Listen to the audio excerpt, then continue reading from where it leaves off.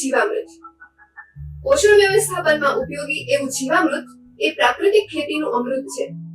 ચાલો જાણીએ કે ગાયના છાણથી જીવામૃત કેવી રીતે બને છે. જીવામૃત બનાવવા માટે જરૂરી સામગ્રી જોઈએ તો સૌપ્રથમ સામગ્રી છે દેશી ગાયનું છાણ 10 કિલો, દેશી ગાયનું ગૌમૂત્ર 10 લીટર, દેશી ગોળ 1.5 કિલો, બેસનનો લોટ 1.5 કિલો, પાણી 180 લીટર, ઝાડના થડ પાસેની માટી 1 મુઠ્ઠી એટલે કે 50 થી 100 ગ્રામ. જીવામૃત બનાવવાની રીત છે જીવામૃતની સામગ્રીને એક 200 લીટરનું બેરલ લો, તેને છાયામાં રાખીને તેમાં એક પાણીથી ભરી દો. તેમાં 10 લીટર દેશી ગાયનું ગૌમૂત્ર અને 10 કિલો ગોબર, 1.5 કિલો ગોળ, 1.5 કિલો બેસનનો લોટ અને એક મોટા વૃક્ષ નીચેની માટી 50 થી 100 ગ્રામ નાખો. માટીમાં રહેલા જીવાણુઓને કઠોળના લોટના રૂપમાં ખાવા માટે પ્રોટીન મળશે.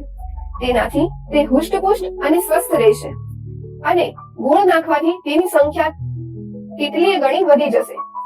આ દ્રાવણને લાકડીના દંડા વડે ઘડિયાળના કાંટાની દિશામાં દરરોજ 5 મિનિટ સવારે અને 5 મિનિટ સાંજના સમયે જેટલા દિવસમાં જીવામૃત તૈયાર થાય તેટલા દિવસ સુધી હલાવવું. આ દ્રાવણ એટલે કે જીવામૃત ગરમીની ઋતુમાં 3 થી 4 દિવસમાં તેમજ ઠંડીની ઋતુમાં 6 થી 7 દિવસમાં જીવામૃતના રૂપમાં તૈયાર થઈ જશે.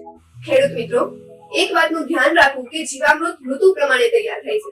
જીવામૃતને ઉપયોગમાં જોઈએ તો મહિનામાં 1 વખત અથવા 2 વખત જરૂરિયાત અનુસાર 200 એકર પ્રતિ લીટરના હિસાબથી સિંચાઈના પાણી સાથે આપો. ફળના વૃક્ષ પાસે બપોરના 12 વાગે જે છાંયડો પડે છે તે છાંયડાની કિનારીએ ઉપર પ્રતિ વૃક્ષ 2 થી 5 લીટર જીવામૃત જમીન પર મહિનામાં 1 વખત અથવા 2 વખત ગોળાકારમાં નાખવાનું, જેનાથી માટી સ્વસ્થ બનશે અને તેનાથી પાક પણ તેટલો જ સારો મળશે. જીવામૃત આપતી વખતે જમીનમાં ભેજ હોવો ખૂબ જ જરૂરી છે.